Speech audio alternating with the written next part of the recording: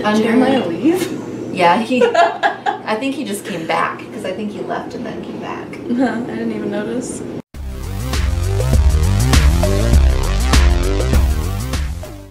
Hey, it's Megan.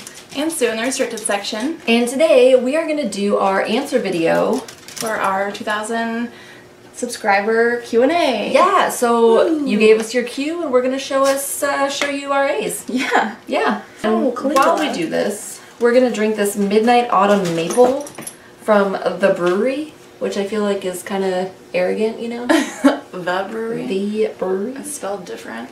It is. Lee. Imperial Dark Air. Air? It's air. It's air. Imperial Dark Ale brewed with yams, maple syrup, vanilla, and spices. It does not smell like anything but fruit. This doesn't smell great, I'll be honest. Let's try it.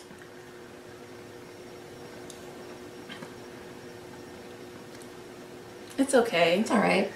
It tastes fruity. It does more taste than fruity. anything else. I was hoping for more like maple, because I love maple. I don't really taste maple much at all. It tastes like fruit to me, which is weird, because it doesn't say it has fruit in it unless a yam is a fruit. It's not, right? It's a tuber. Yeah. A tuber. A tuber. A tuber. Let's start with YouTube, since we asked there first. Let's do that. Alright, so on the YouTube... please do not rub on the tripod. Thank you. Thank you. So Jessica from Game of Tomes. God, I can't talk either. We're having trouble today. We're on the struggle bus. Alright, so her question is, have the two of you ever gotten into a fight, and how do you resolve conflict? We just go out back, and whoever is left standing is the winner. We engage in fisticuffs. I don't think we've ever been in a fight. No. We don't have anything to fight about. We're both pretty laid back people. Yeah. So it would really just take a lot to really piss either of us off in general. Yeah. So we don't really have things to fight about. No. No, so I don't think we've ever been in a fight. And I mean, if we were to get in a fight, or if we were to like have a disagreement, it would probably look something like this. Susan, I disagree with that thing that you did, and I'm a little upset. Megan, I apologize. I didn't realize it would upset you, and I won't do it again. That's how we deal with conflict. So yeah, low on the drama. Yeah. We're a drama-free friendship. Drama-free friendship.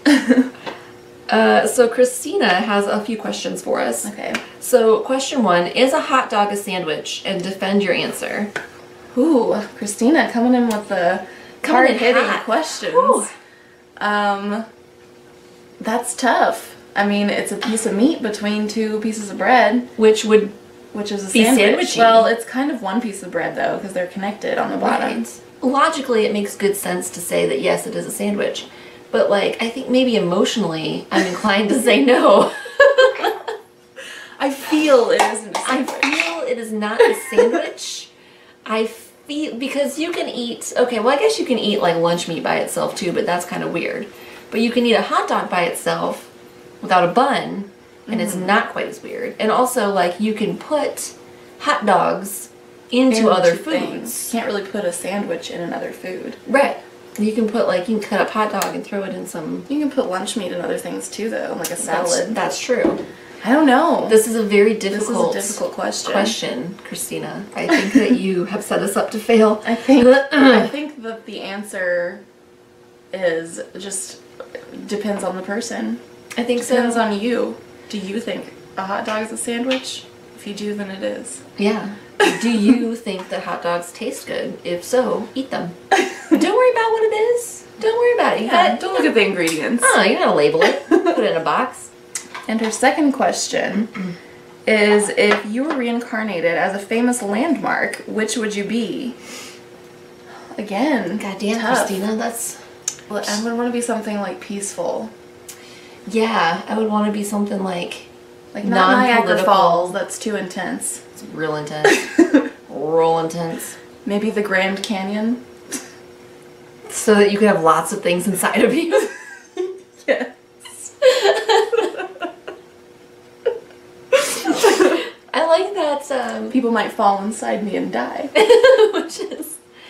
That's fun. I like those trees. What are they? The redwood trees in California. Yeah, that'd be nice. I think I might want to be those because they're, big and tall and old and pretty. Right. And, Or maybe like a mountain, like Mount Everest, but then again, I'd have a bunch of corpses on me. Yeah. And I'd be cold, which I hate being cold. That's not Grand fun. Canyon's better because it's in Arizona, so it's always warm. Yeah, I think I'd probably be something peaceful and gaping. I don't know if I like the word gaping.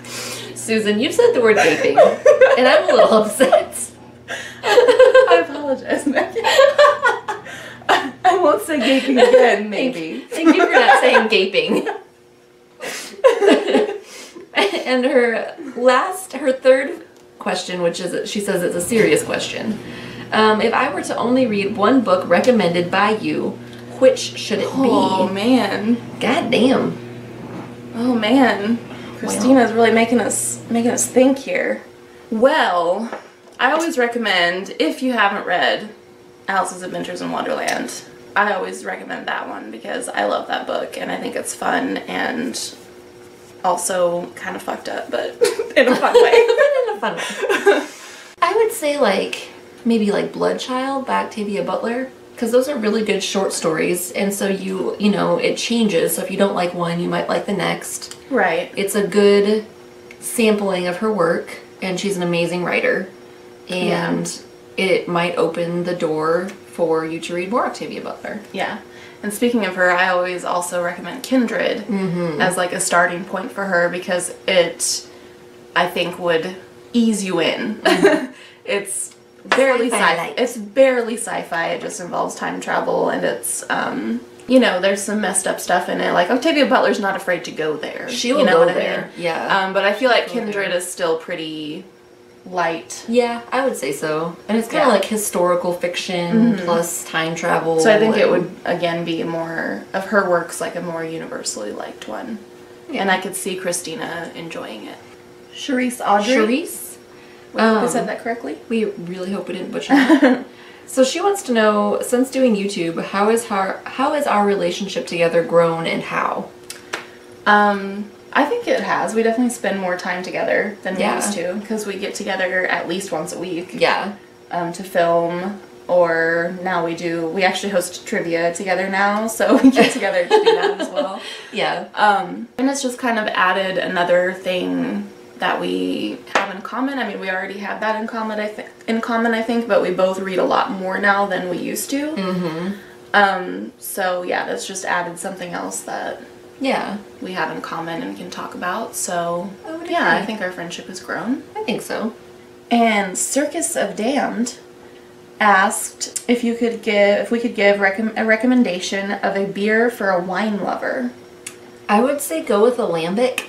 If you like wine, I would say go with maybe a raspberry lambic. Yeah. Because it's sweet, so if you like sweet wine, it would be a good way to go. And it doesn't taste like beer at all. I don't think. It tastes very... I don't think so either. Lauren Coleman would like to know if she ever gets around to creating her Booktube channel, would we give her a shout out? Hell yeah. Yeah, of course. Definitely. And the real question is, what is one movie you have watched repeatedly and may never get tired of watching? Probably one of my most watched movies is Clueless. And I haven't watched it in a long time. I just go through kicks where I want to watch a movie over and over again. And I went through a kick where I watched Clueless every day for a week. But I do love Clueless, and I could watch that over and over again for sure. I could watch it right now and enjoy it. I would say maybe not movie, but TV show. I could watch and have watched How I Met Your Mother. I've seen every single season of that at least 10 times. I got really disgusted by the ending of it, and I feel like it ruined the entire show for me. The ending was really fucking stupid, and there's a couple of episodes that I watch where I'm really what in the actual Sam hell? Because they're usually the ones where Ted is shaming Robin for not wanting to have kids. Or not wanting to get married. So How I Met Your Mother or Daria. I watch Daria a lot still. I have a hard time with movies. I have ADHD, so I get really bored really quick. Married... Why can't I fucking talk today? We can't talk today. Meredith Billington said that her question is, if money and time were no issue, where in the world would we want to travel? Ooh, again. Everywhere. Everywhere. I've got to go to Ireland. I would love to go to Ireland. That's where the bulk of my ancestry is from. So I'd love to go there. I'm apparently very British. British, isn't it? Which is fine. But which is fine. Which is fine. Yeah. But I don't know. I think I'd want to go to Italy. See like the Colosseum and that would be awesome. You know, things like that from the ancient world. Greece would be great. Yeah. Yeah. I would love to go back to Spain and just see more of it, because there was so, like, everything I saw I loved, and there was so much I didn't get to see that I would have loved to have seen. Like, we didn't go to Madrid, and I really would have liked to, because we were, like, in the southern part. Right. But that was fucking awesome. Also, if money were no object, I would love to go to just some sort of remote island where there were no tourists or anything. Just, like, books. Maybe just no people at all. Yes. That'd be great amazing. too. And I could just hang out on the beach. You could buy your own island. Yeah. I would love to buy my own island. Let's And go only, on like, an island. you can't just get a passport and come there. Like, I have to approve you. There's an application process. Yeah, let's just go halvesies on an island. And then, like, you know, we can go there together. We can go there alone. We can have, like, bookie parties there. And it would be a dictatorship. It would absolutely be a dictatorship. This is not a democracy. No. So, Megan D's, great name, Megan, would like to know that she says, we seem to be very liberal in a conservative community, and has this ever made you seriously consider moving to a more like-minded area? If yes, what has stopped or held you up? If not, what is it that keeps you rooted? I honestly don't think I've ever seriously considered moving. I've thought about it, but I've never, like, gotten very serious about it. And for me, I don't know, I think it's more, I mean, my family, pretty much my whole family's here. And, you know, I already have all my friends here for the most part, and it's where I grew up. Right. So it's like, this is home to me, even if there are a lot of people here who... Ooh, very conservative. Very conservative, yeah. Even if it is the Bible Belt, and there's a church on every corner. Every corner. I mean, I've considered it, and I would like to be, my brother's gonna have, like, his girlfriend's gonna have a baby, so I'd like to be closer to them eventually, but not anytime soon. But I just really love my life here. Like, I have a great job, I have, like, a great circle of friends, I love my home. I already, like, uprooted myself once and moved 800 miles away from where I grew up, and that's difficult to do, so, I mean, I kind of really love the life I have here. Becky Bookworm asks, if you could be one animal for a day, what would it be and why? I mean, I'd probably have to go with, like, cat. I feel like I kind of am like a cat anyway. That's pretty fair. Although it'd be fun to be, you know, maybe a shark or something. I kind of want to be ocean. I want to be a bear. Like, I want to be big and fuzzy and fuck shit up. Big and fuzzy. Yeah. Not a polar bear, though, because they have it rough right now, but, like, maybe, like, a black bear. Yeah. I don't know, like, the more I think about it, the more I think being a shark might be cool. That would be pretty sweet. Because it'd be cool to, like, you know, check out the ocean for a day. And as a shark, like, you'd be relatively safe in the ocean, because, like, my whole thing with the ocean is you don't know what the fuck lives in there, but, like, if you're a shark... A shark's pretty intimidating. Yeah, you're probably fine. Just probably, you know, hopefully, maybe. I don't know what kind of Cthulhu-looking motherfucker lives in that ocean. For sure. Curly Books would like to know, what underhyped book do you each most recommend? Bonus points if it's sci-fi or horror. How many bonus points? What do I win? Well, I mean, the horror book that's underhyped that I would most recommend would definitely be Apocalypse Cow by Michael Logan. It's horror comedy and it's fantastic. But the first thing that comes to mind when someone asks me for an underhyped book recommendation is always Song of the Forest by Colin McKay, which is, you could borderline call it fantasy. From what you've said about it, it sounds pretty fantasy-ish. Yeah. Yeah. So, but I just think that book was, like, beautiful. I want to read it. I still have your copy of Yeah. it. I need to read it, but shit, I don't know about Underhyped book.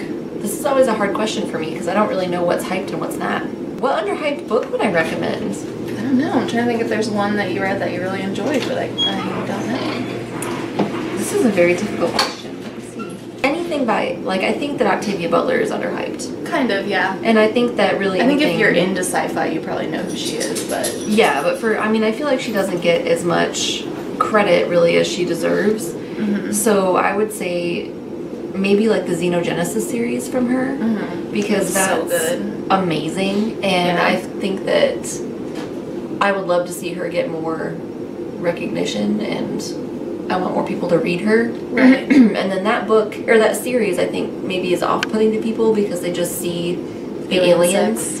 Right. But really, like, it says a lot about a lot of different things. And if you can look past some of that, I think that it's a really, really excellent read. So Yeah, probably that. Okay, Madeline Swan says, have there been any books Booktube has recommended that you've really hated or at least been confused as to why it was popular? It happens all the time. Yeah. To me. Kind of. One for me would probably be The Book Thief.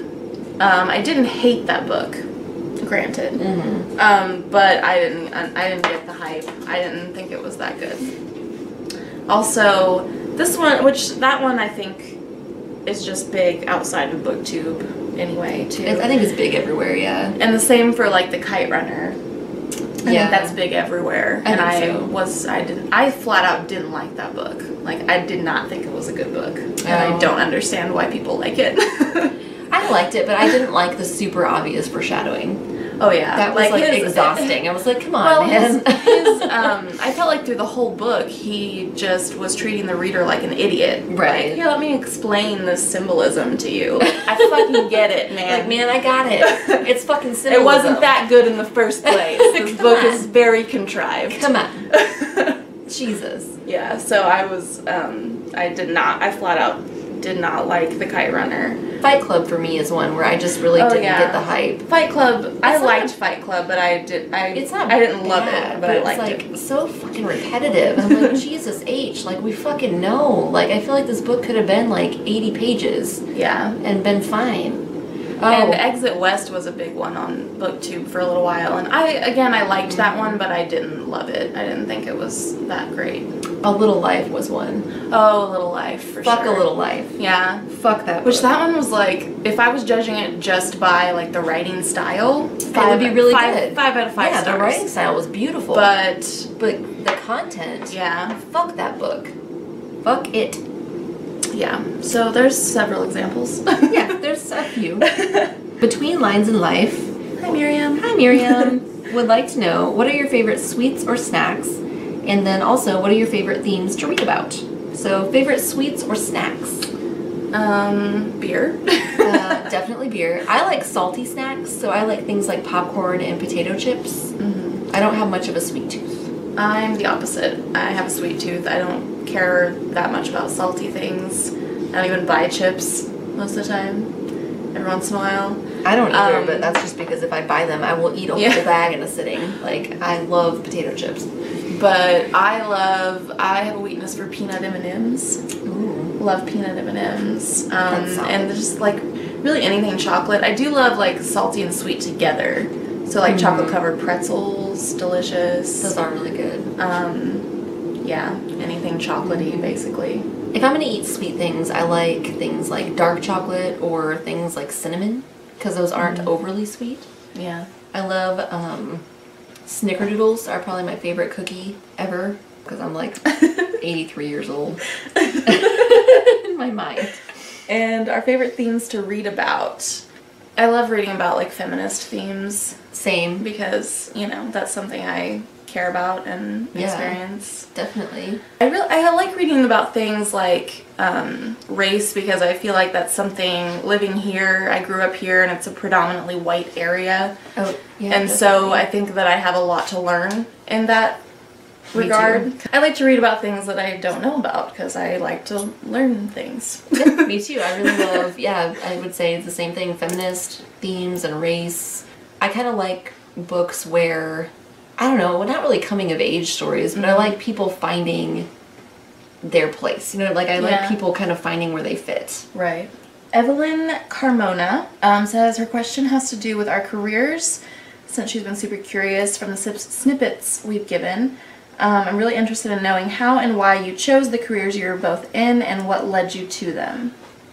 For me, I was like undecided in college on my major for a long time. And so I have my degree is in professional writing, aka technical writing. At my university they call it professional writing. I guess it sounds fancier, I don't know.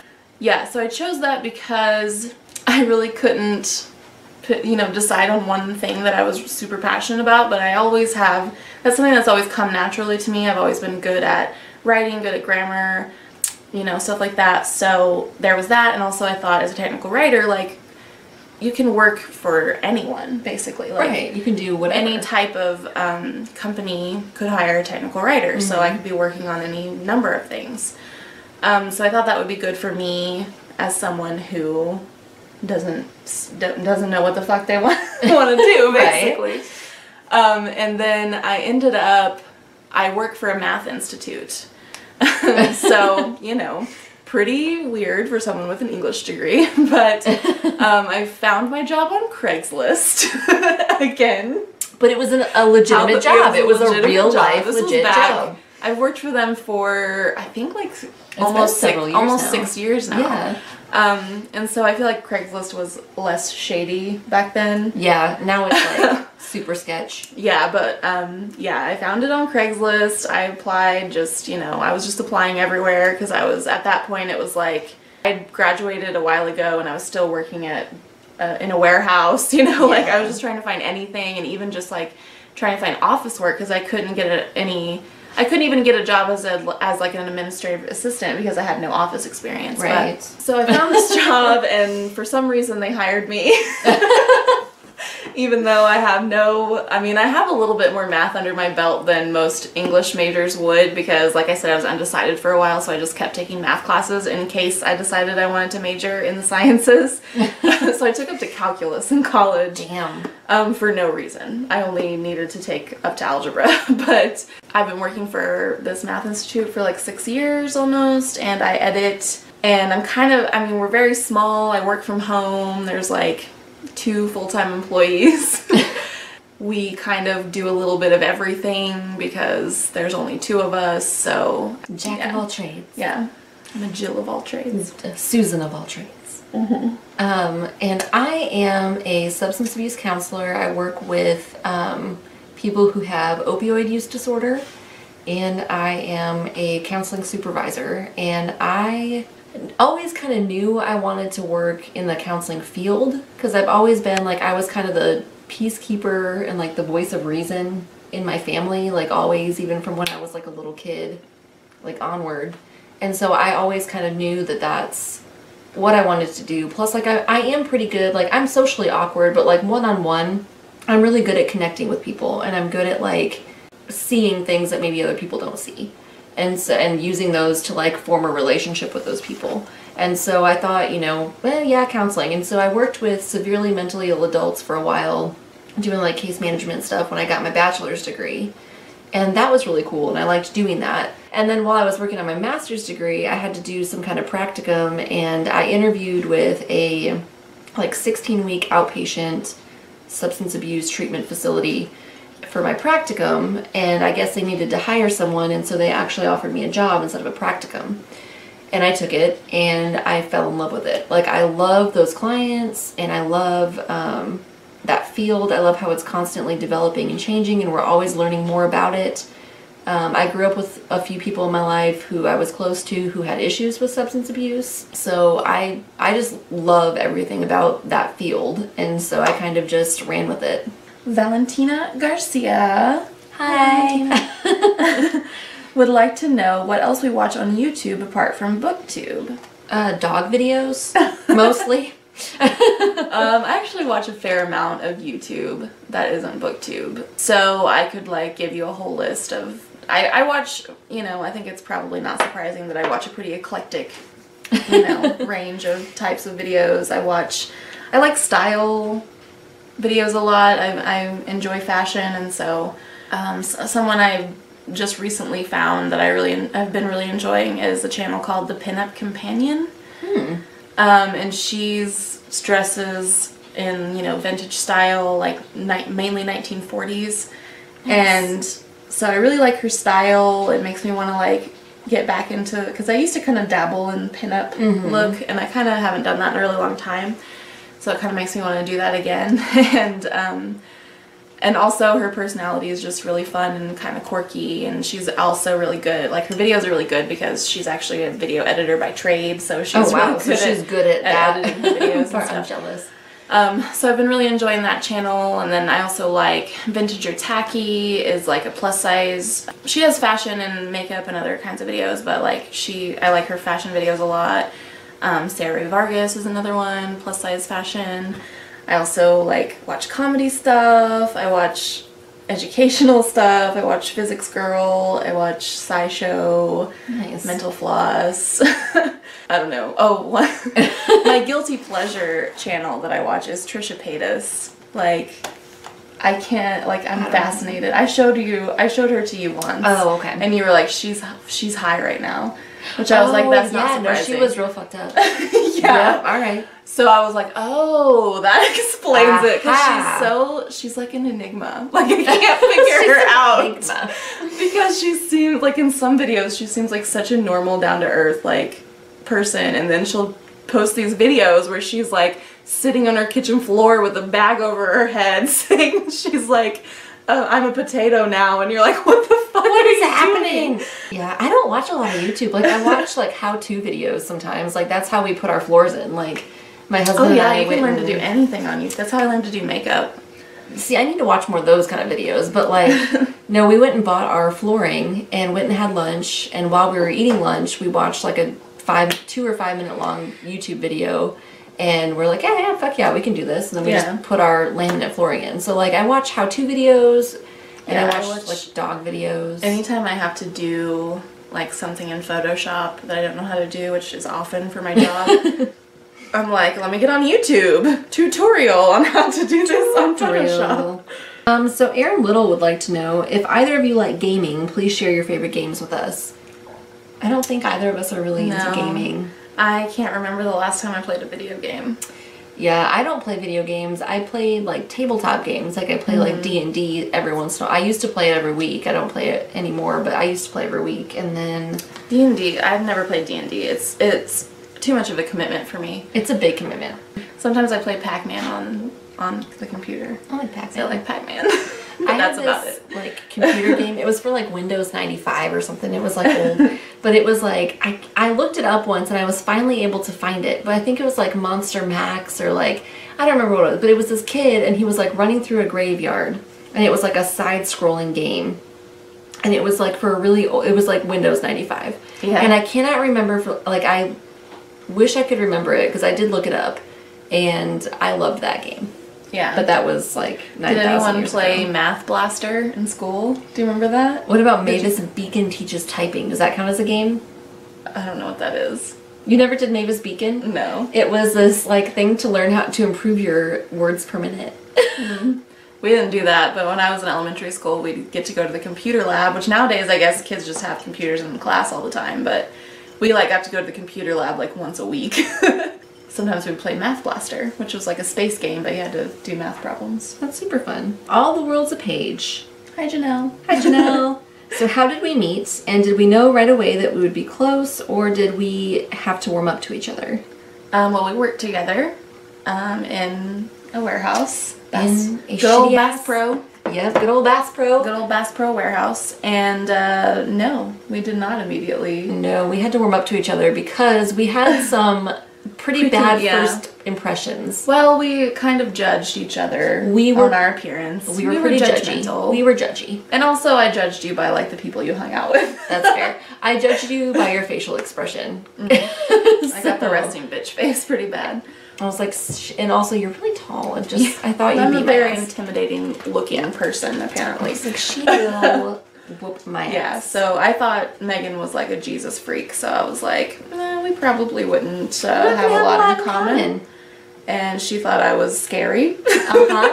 So I don't know how long, it was like a year before we ever hung out outside of work, I think. Yeah, but I think we started talking. Yeah, like we talked to each other. It was probably a good like 6 months that we worked together before we like talked to each other really. Yeah, and then about a year after we worked together, you invited me to that Clue party, wasn't it? Wasn't it the first time I came to your house? Was it? I think so. Oh wow, that's sad because no one came to that party. PJ asked who would win in a fight.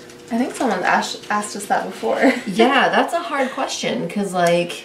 I mean, I'm bigger, but, like, Megan's pretty scrappy. I'm crazy. So, like, I'll bite you. I have sharp elbows and I'll bite you. So, I don't know. I mean, I think that to even give a shit in a fight, I would have to be really angry. Me too. Like, I'm a pretty, like... calm person. Yeah, me too. And so for me to want to fight... If we were both rage monsters... I don't know. I don't know. I want to say just really have to duke it out and see. We'd have to, yeah. We really just have to piss each other off and see how that went, which I think Sue'd kill me, so... PJ also asked, 6 months without books or 6 months without beer? I would go 6 months without beer, because if I really wanted to get drunk, I could just drink something else. Yeah, that's true. I would do that. And then his third question is, sharks or crocodiles? Oh. I mean, they're both kind of scary. Yeah, they're both scary and kind of fascinating, so I don't know. I would probably say sharks, because, like, crocodiles will drown you, but then they'll, like, tuck your body away to eat it later. Yeah, that's cool as fuck. But, and also, I mean, they're kind of cool because they're like dinosaurs. Yeah. So they're pretty cool. But sharks, I mean, how are sharks kind of like dinosaurs too? Kind of. I mean, I don't... Megalodons. Yeah, no, I'm going to go shark because I'm going to go crocodile either. Because I like Crocodile Dundee.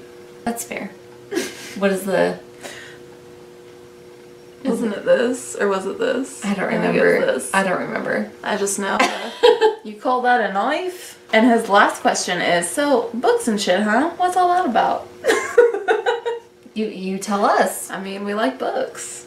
Yeah. We've both been either reading or been read to as children. Mm-hmm. Books are pretty cool. We just grew up reading books, and they're great. They're pretty. Pretty cool. I didn't have cable, and me neither. So we had like the antenna with the tinfoil wrapped around it. Yep. So did we. So books. Yeah. You live out in the country and you don't have any neighbors and you don't have any friends because you're really socially awkward. Then you read. Then you read books. You read books. We read a lot of books. All right, Andy from Andy Reads on Twitter. It's a reading thing on YouTube. Said, totally off topic, but I'm curious, what are some of your favorites and least favorites of the different beers you've tried on the channel? I mean, recently we tried that strawberry shortcake beer. And that sucked. From Tallgrass Brewing. It was terrible. It tasted like hairspray. Bad. Count Orlok is also goddamn terrible. It's pretty bad. Ugh. Probably one of my least favorite beers we ever had was that pumpkin spice dirty latte. Dish rag beer. Mm-hmm. It was a pumpkin spice latte beer from Breckenridge, and it tasted like a dirty dish rag. It was disgusting. Those are the two that come to mind. Yeah, those are the ones that really stick out. Yeah. And then she also asked, do you have any reading challenges picked for 2018 yet? I think we're probably gonna do the Read Harder challenge again. Yeah. So we'll probably do that. I'm also going to try to read some of the oldest books on my shelves, meaning the books I've owned the longest, because I have some that I've had for a really long time. So that's kind of a personal challenge I'm going to I thought about doing like a reading through my shelves thing, and just starting at the first book on my shelf and reading through it. And I don't know if I'll actually do that though. But I'm considering it. Yeah. And then the Long Gnome said, who were some of your inspirations for starting your Booktube channel, and what made you decide to work together and not make separate channels? Well, for me, like, Megan didn't really watch. I didn't watch Booktube until we started doing it. So for me, like, I had been thinking about making a channel, but I kept thinking, like, there was just, like, all these excuses of, like, why I couldn't do it yet. Like, well, I don't have channel art, and I don't know how to edit, and blah, blah, blah. And, we were just talking one night, I think I mentioned it, and you were like, we should do it together. And I was like, yeah, let's do it. And then, like, we put up our first video, like, a week later. Yeah. So I just needed, like, I think someone to, like, push me to do it. To just do it. And for me, my inspirations, like, people I watched before we started our channel, the first channel I ever discovered was Rency from Rency Reads. I don't know how or why, like, what I was watching to make this happen, but one of her videos popped up in my, like, recommended on YouTube, and I was like, people talk about books on YouTube? Cool. Yeah, so, that's fucking cool. I watched that video and, like, promptly subscribed to her channel. Through her, I found channels like Mercedes from Mercy's Bookish Musings, and Jen Campbell, yep. And Jean Bookish Thoughts, and, like, some of the larger non-YA booktube channels. So yeah, those people were kind of my inspiration for starting a channel. And I would say also that, like, because Rency will do shout out videos, and I know that I found people who had, like, somewhat smaller channels that made me feel a little bit more confident about starting, you know what I mean? Because it's like, it can feel a little intimidating whenever the only channels you know have, like, tens of thousands of subscribers. Right. But I know through Mercy I found, or through Rency I found Unmanaged Mischief. I found her channel through Rency, and I think The Poptimist, he's got quite a few, well, I mean, Unmanaged Mischief has quite a few subscribers now too, so they both have, you know, definitely a lot more subscribers than we do, but it's like a number that's, like, not as intimidating as looking at someone who has, like a million subscribers. Well, and nobody on Booktube has a million subscribers, but you know, exaggerating. You know, there's like that kind of, like, made me see the smaller side of Booktube, I think, where I was like, oh, there's, like, a little community here. There's a small, you know, that's, like, less intimidating. But anyway, that was, like, a really long-winded answer. And I think this was our last one on Twitter, from Tara 2 Dope. Tara 2 Dope. Number one, how do you guys meet? We kind of already answered that question. We went to a warehouse together. Number two, have either of you ever visited Delaware? No. I have never been to the East Coast. I would love to go to the East Coast, but I have never been. Nope. And number three, darkest book each of you has ever read. Ooh. That's hard. Maybe World War Z? That's pretty dark. Yeah. Dolly City. That's really dark. Was really twisted and dark, but almost funny at the same time. But there's a lot of really dark, twisted stuff in there. Beloved was a very dark book. Oh man, Beloved was really dark. Yeah. By Toni Morrison. I don't know if I could pinpoint. Winter's Bone was dark. Yeah. Unwind was really dark. I haven't read that one yet. There's a really rough scene in that book. Yeah, The Killing Joke was pretty dark. Oh yeah. Those are the first ones that come to mind. We read a lot of dark books. We really do. But anyway, I think that's the end of our Q&A. Hopefully we didn't miss any questions. Yeah. If we did, let us know and we'll answer them later. Yeah. Thanks everyone for subscribing and for asking questions and for watching our videos, and thanks for 2,000 subscribers. It's really awesome. That's pretty cool. Yeah, thanks you guys for tuning in. This midnight autumn maple beer. It was okay. It wasn't bad, but it didn't really taste like anything. No, it tasted like fruity, almost like apples, which is weird because that's not anything it says that's in it. I was really hoping for, like, a strong maple flavor because I love maple. Or anything. Like, it didn't taste like anything it said it did to me. No, it didn't. To me, it didn't taste like anything. It just tasted like stoutish. It tasted fruity to me. It said yams, maple syrup, vanilla, and spices. It tasted like an apple-y. It almost tasted similar to that apple lambic we had.